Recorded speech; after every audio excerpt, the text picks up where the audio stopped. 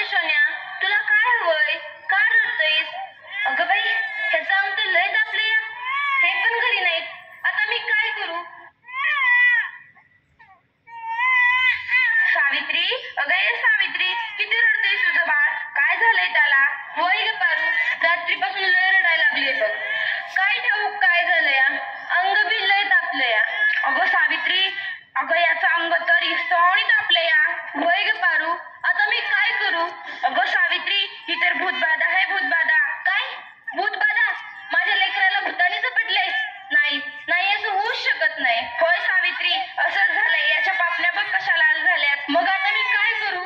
हे पण घरी नाहीत. अगं तुझं पोरग लय तापलंय. आता रडत बसू नकोस, वेळ वाया घालू नकोस. आपल्या गावाबाहेर मांत्रिक बाबा आले, लय जालीम उपाय करतात ते. त्यांच्याकडे घेऊन जा त्याला. वाटलं तर मी येते तुझ्या संग. वय वय, चल लवकर, माझं लेकरू लय तापलं या. बाबा, ते बघा, एक बाई आपल्या बाळाला घेऊन येत आहे आपल्याकडे. म्हणजे आज आपली कमाई होणार. बाबा, माझ्या बाळाला वाचवा. बाबा, माझ्या बाळाला वाचवा. त्याचा विस्तवासारखं तापलंय. बाबा, काहीतरी करा. बाबा, काहीतरी करा. तुझ्या बाळाला भूतबाधा झाली या. कसली भूतबाधा बाबा? बाई, तुझ्या बाळाला विहिरीतल्या भूताने झपटलंय. काय? विहिरीतल्या भूताने? मग काहीतरी उपाय सुचवा बाबा. मी माझ्या बाळासाठी काय पण करीन. बाई, तू काळजी करू नकोस. बाबांवर विश्वास ठेव. सगळं काही चांगलं होईल. थोडा धीर धर. कसा धीर धरू बाबा, कसा धीर धरू?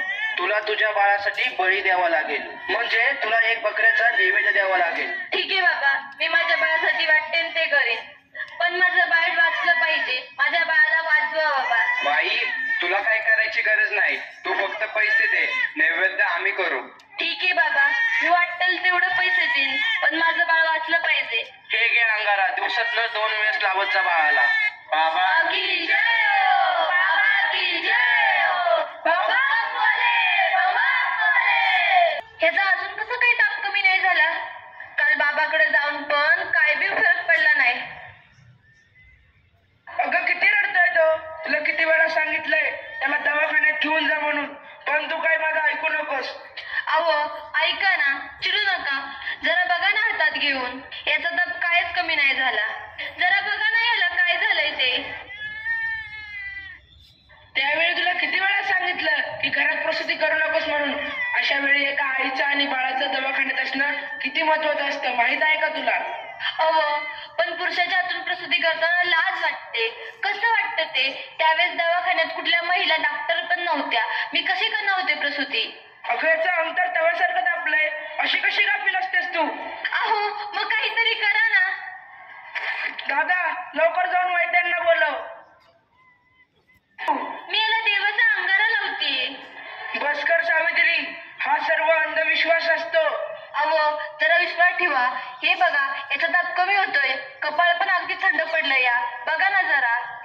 उठ ना बाळा, उठ, डोळे उघड. हे बघ, तुझी मम्मी तुला बोलवतीये. उठ ना पिल्लू, आई तुला आवाज देतीये. उठ ना बाळा. काय झालं? अहो, याला काय झालं? हा उठत का नाहीये आणि डोळे पण उघडत नाहीये. ए बाळा, उठ ना. काय झालं? अहो, काय झालं याला? हा सात गप्प गप्प काय? ए उठ ना बाळा, काय झालं तुला? अहो बघा ना जरा. नाही राहणार, नाही राहणार मी अडाणी. मी शिकेन, मी नक्की शिकेन. कारण उद्या एखाद्या कुण्या आईला उपचाराच्या कमतरतेमुळे आपल्या बाळाला मुकावं लागणार नाही. मी शिकेन, मी नक्की शिकेन. शाबास सावित्री, शाबास. मला तुझ्याकडून हीच अपेक्षा होती.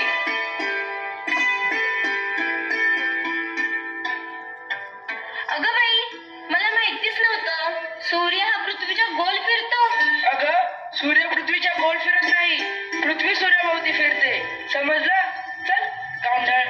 तुम्ही मला सारखं सारखं गावंढळ म्हणत जाऊ नका हो. लाट शरम सगळी विकून खाल्ली आहे या सावित्रीने. कलियुग आहे रे बाबा, कलियुग. उद्या डोक्यावर मिऱ्या वाटेल, तेव्हा कळेल या सुमंत्रावांना. असं कोणी आपल्या बायकोला शिकवतं का? सगळं जग नष्ट होईल. बघत राहा तुम्ही. काय झालं? या समाजाला घाबरलीस की काय? हे तर तुला आयुष्यभर सहन करावं लागणार आहे. नाही, मला आता कोणी काही म्हणू दे. मी आता मागे हटणार नाही. मी शिकेन, मी नक्की शिकेन. मग चल माझ्या बरोबर. पोस्टमन, सुमंतरावांचं घर हेच आहे का? तुमची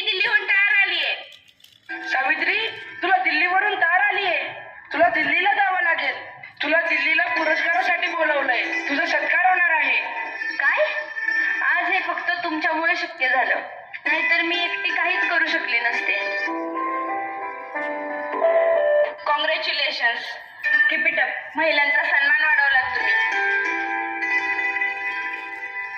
आज माझ्या हातात ही डॉक्टरकीची पदवी नसून उद्याच्या त्या सोनेरी क्षणाची चावी आहे, ज्याच्यावर आजपर्यंत फक्त अंधविश्वास व नकारात्मकतेचे कुलूप लागले होते. माझ्या देशात अशा अनेक महिला आहेत ज्यांची स्वप्न चुलीच्या धुरात हरवून गेली आहेत. मला असं वाटतं ही स्वप्नांची पतंग खुल्या आकाशात उडावी आणि प्रत्येक घरात सुमंत्राव असावे, कारण हे या पतंगाच्या दोऱ्याला कधीच कापू देऊ नये. हे करणं खूप अवघड तर आहेच, पण अशक्यही नाही. सावित्री, चुकलं माझं, मला माफ कर. मी तुला नाही ते बोलले. तू आज शिकून समाजाला धडा शिकवलास. आम्ही काय